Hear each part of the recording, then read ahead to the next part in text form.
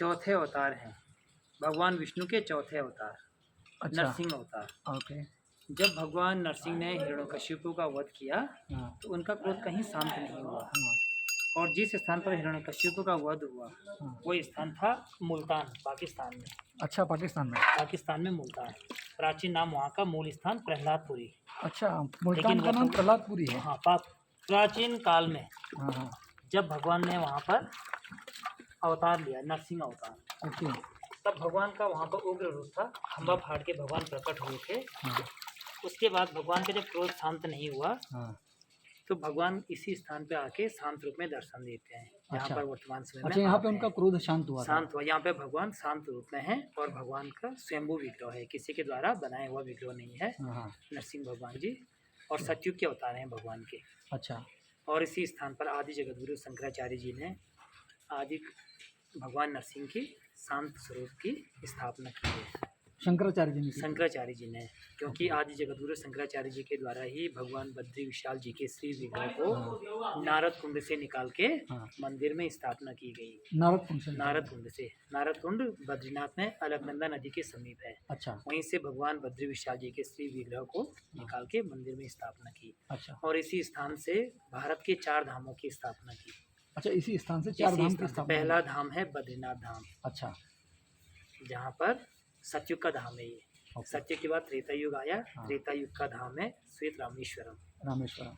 त्रेता के बाद द्वापर युग आया, द्वापर युग का धाम है द्वारिका, और कलयुग का धाम है जगन्नाथपुरी। जगन्नाथपुरी कलयुग। अच्छा। तो बद्रीनाथ, रामेश्वरम, द्वारिका और जगन्नाथपुरी, ये भारत के 4 धाम हैं। 4 पीठों की स्थापना की। जी बिल्कुल। और जो उत्तराखंड के 4 धाम हैं, बद्रीनाथ, केदारनाथ, गंगोत्री और यमुनोत्री। हाँ। तो इसी स्थान पे नरसिंह भगवान विष्णु के चौथे अवतार हैं, सतयुग के अवतार हैं। अच्छा, इसमें कहा जाता है कि उनका हाथ पतला हो रहा है। नरसिंह भगवान की जो बायां हाथ है, लेफ्ट हैंड, इसकी कलाई धीरे धीरे पतली होती जा रही है। हाँ।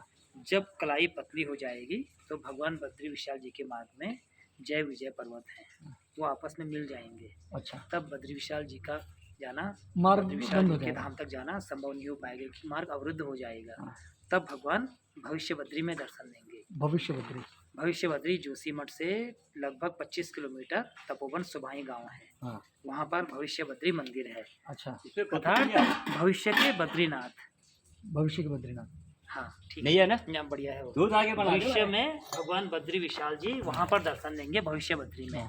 तो आज भी जैसे भगवान बद्री विशाल जी का विग्रह है, ठीक उसी प्रकार का विग्रह भविष्य बद्री में अपने आप प्रकट हो रहे हैं पत्थर पे। अच्छा। वहाँ पे आप दर्शन कर सकते हैं भविष्य बद्री।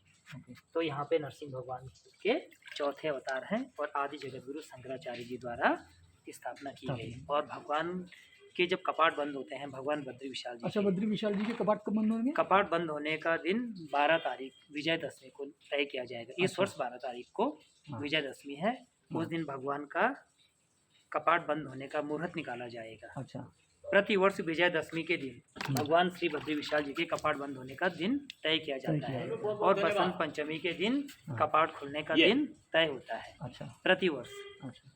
तो विजयदशमी को टिहरी राज दरबार में भगवान बद्री विशाल जी के कपाट खुलने का बसंत पंचमी को, और कपाट बंद होने का दिन श्री बद्रीनाथ धाम में विजयदशमी को दिन तय किया जाता है। प्रतिबिंब है फिर वहाँ से कहाँ? वहाँ से भगवान बद्री विशाल जी के गद्दी आती है। हाँ।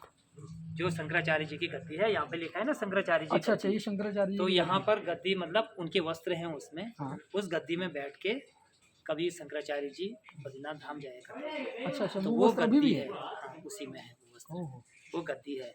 और फिर वहाँ से उद्धव जी और कुबेर जी पांडुकेश्वर आते हैं। अच्छा। जो भगवान बद्री विशाल जी के मित्र हैं उद्धव जी। अच्छा।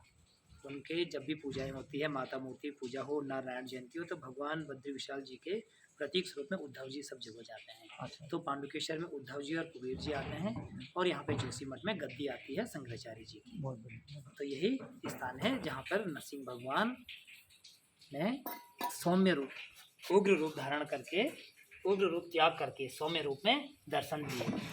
और जब कपाट बंद हो जाते हैं तो यहीं पर भगवान की 6 माह पूजा होती है। शीतकालीन पूजा स्थल भी है। बहुत बहुत धन्यवाद। पांडुकेश्वर और जोशीमठ। बहुत धन्यवाद जी।